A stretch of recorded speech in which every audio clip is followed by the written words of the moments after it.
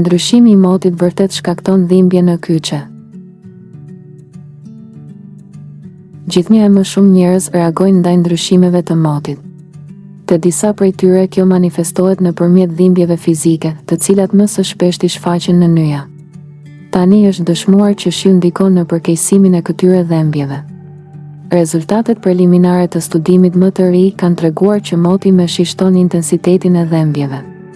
Në hulumtim kanë marrë pjesë 9.000 njerëz të cilët vuajnë nga dhimbje të ndryshme kronike, migrena, dhimbje të kurrizit, artriti, problemet me shpinën e tjerë. Të intervistuarit kanë pasur për detyrë që në nivel ditor të fusin të dhënat mbi simptomat të cilat i ndjejnë në aplikimin e caktuar në telefonin e mençur, të cilat njëkohësisht i grumbullon të dhënat mbi ndryshimin e motit.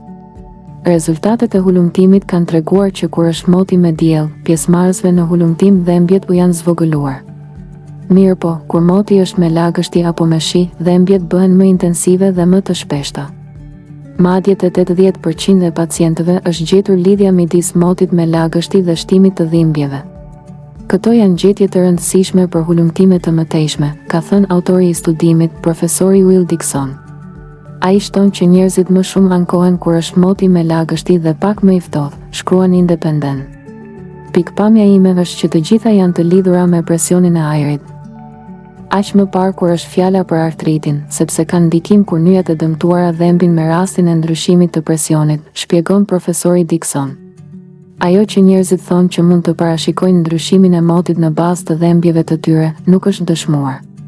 Megjithatë, patjetër duhet të ndodhë ndonjë ndryshim që edhe dhembjet të shtohen. Asgjë nuk mund të hetohet që më parë, shton ai.